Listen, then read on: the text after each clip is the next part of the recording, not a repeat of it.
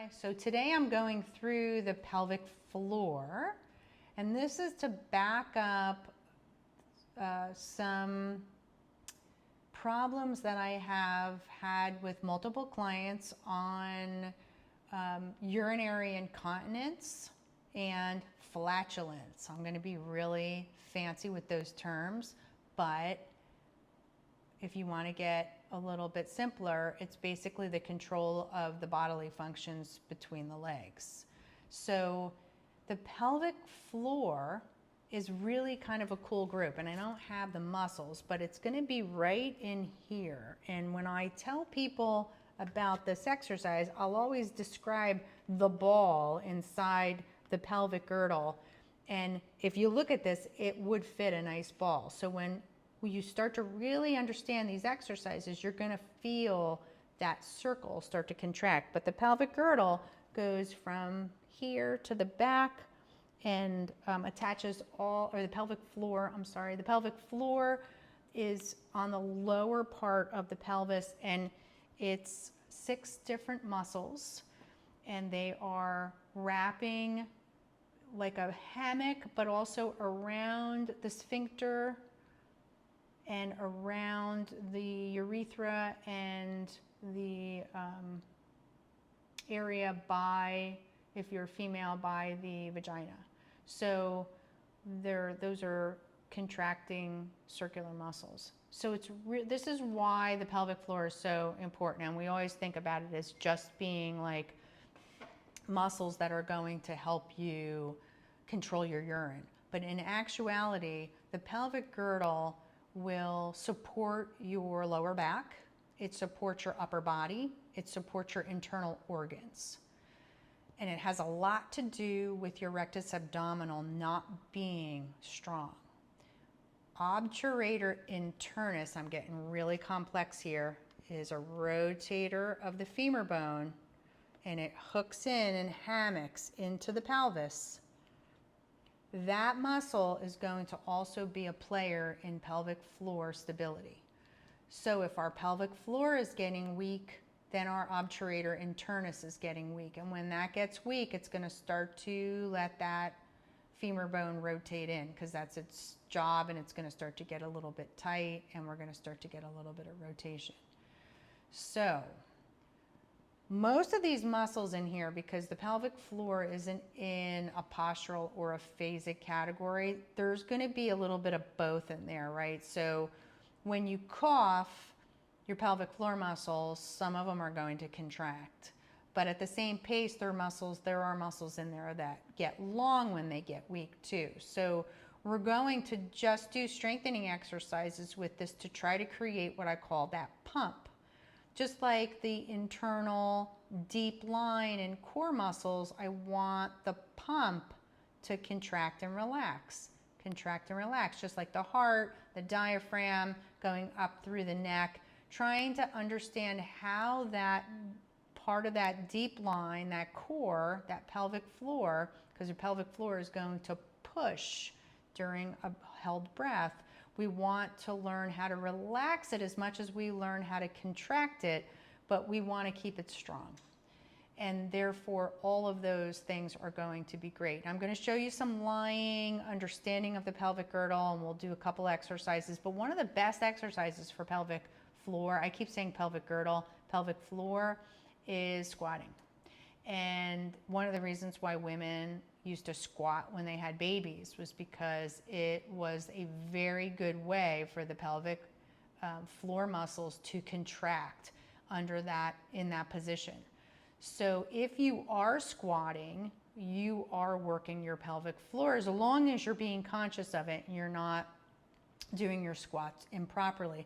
If squats bother you, we're going to do a whole video series on squatting, because you may be doing them in your hip and your knee may not be in the right placement, because they really are such a primal movement that they are imperative for knee health and back health and glute development with quadricep and hamstring in there. I mean, there's so much, they're so important. And if you can't squat, then technically years ago you wouldn't have been able to squat to go to the bathroom. So that would have started to create a lot of other dysfunctions. So we need to get everybody squatting, and that's going to help pelvic floor. But today we'll start with just isolating the pelvic floor.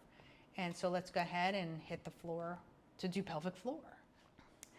So the easiest way to teach somebody how to contract their pelvic floor muscles is to tell them to squeeze their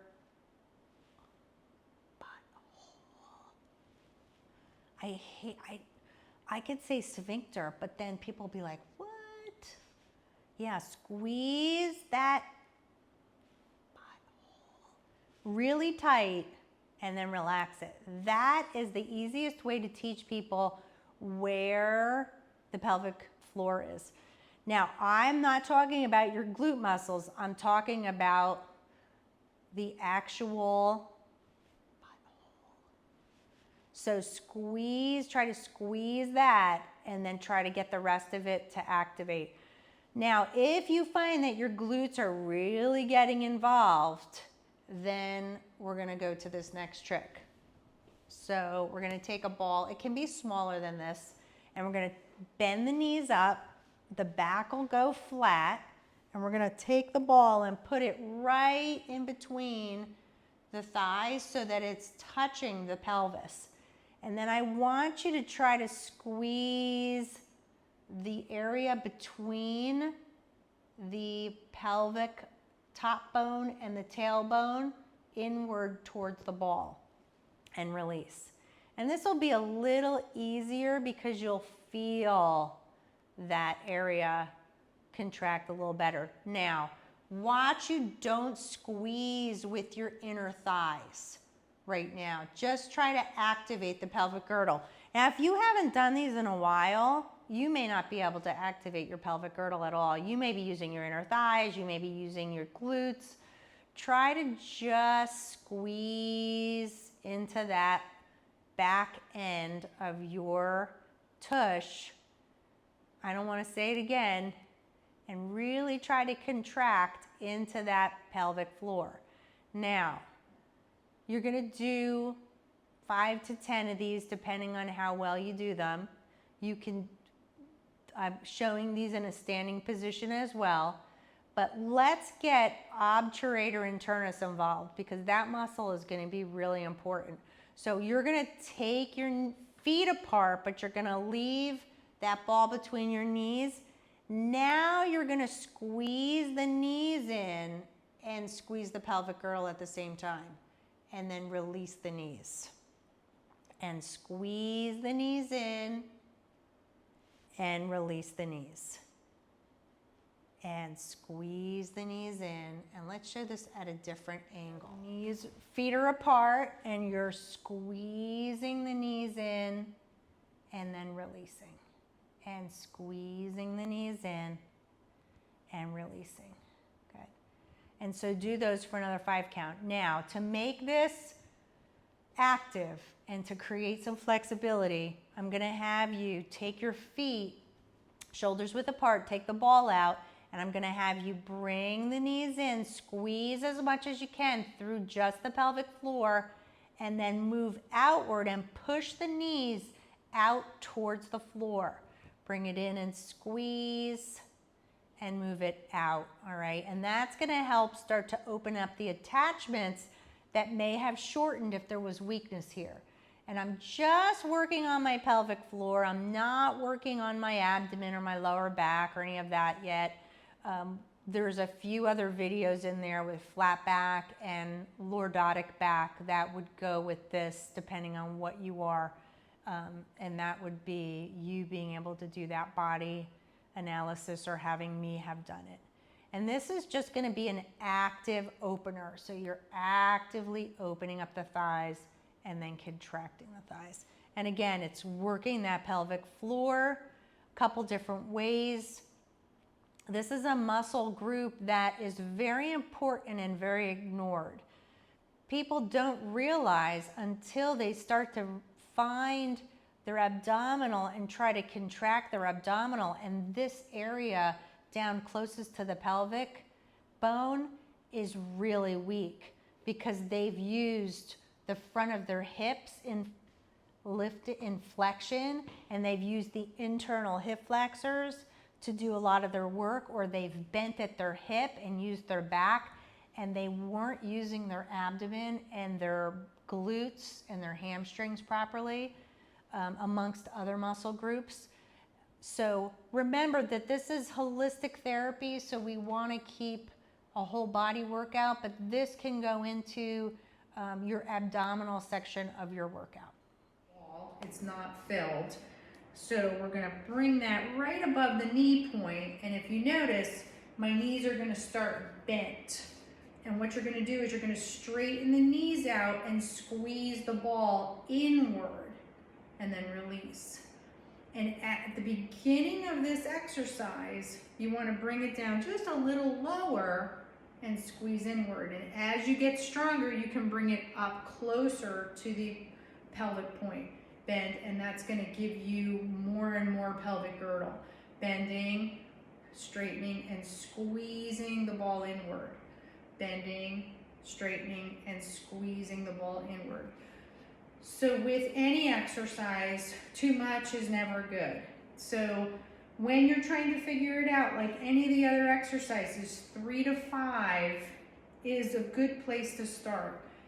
If you want to move up to 10 to 15, do it over the period of 2 months. Remember, these muscles haven't been worked well or maybe for a while. So if you decide to overdo it, it's going to create some interesting adverse reactions. Sometimes pain, sometimes pressure. So go slow with this.